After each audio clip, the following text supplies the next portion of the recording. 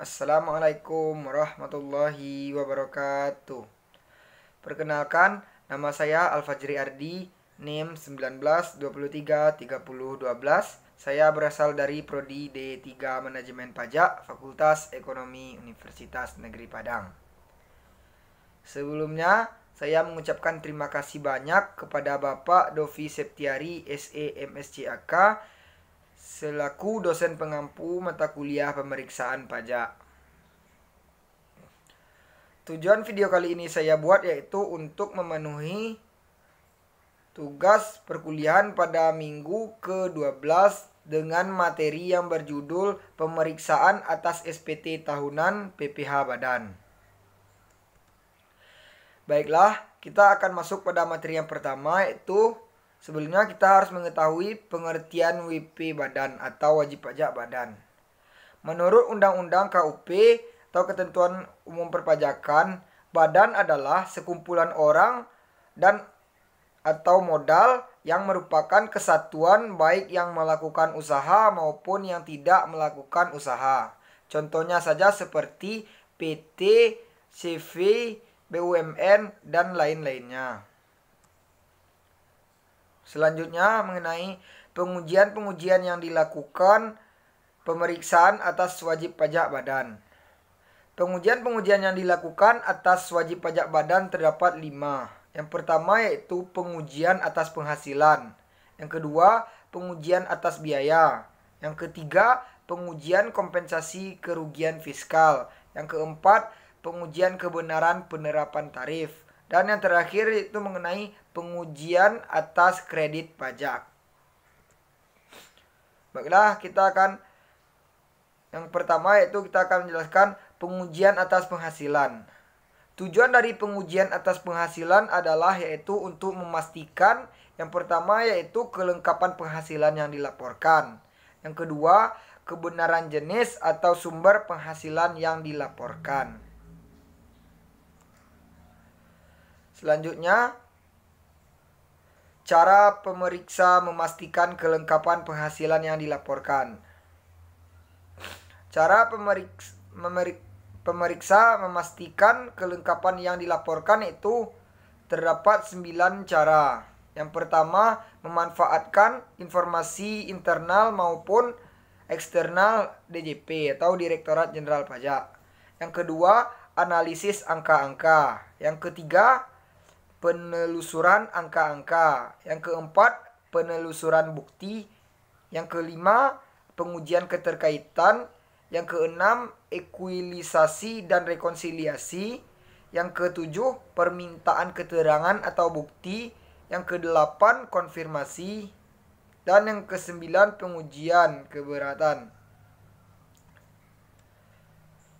Selanjutnya, yang kedua, cara pemeriksa memastikan kebenaran jenis atau sumber penghasilan yang dilaporkan.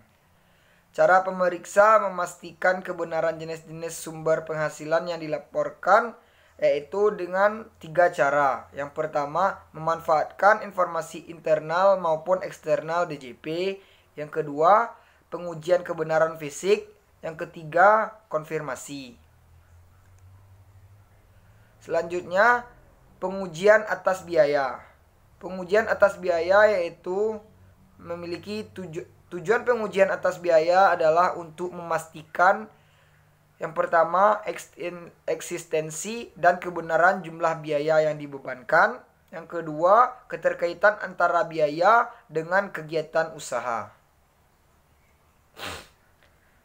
Selanjutnya, cara pemeriksa memastikan eksistensi kebenaran jumlah biaya yang dibebankan. Terdapat 7 cara.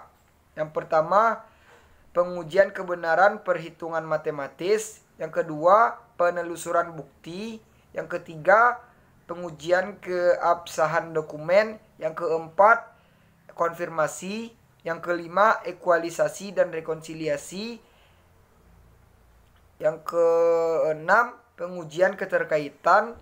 Yang ketujuh, pengujian terhadap rekening koran WP atau wajib pajak.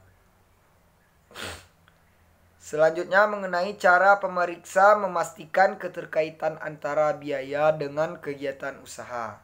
Caranya yaitu dengan wawancara. Yang pertama wawancara, yang kedua pengujian dokumen. Selanjutnya mengenai pengujian kompensasi kerugian fiskal.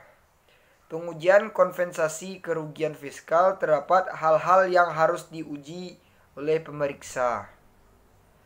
Hal-hal yang perlu diuji pemeriksa terdapat dua. Yang pertama yaitu dokumen penentu nilai kerugian fiskal, apakah berdasarkan SPTWP, surat ketetapan pajak, keputusan keberatan, atau putusan banding.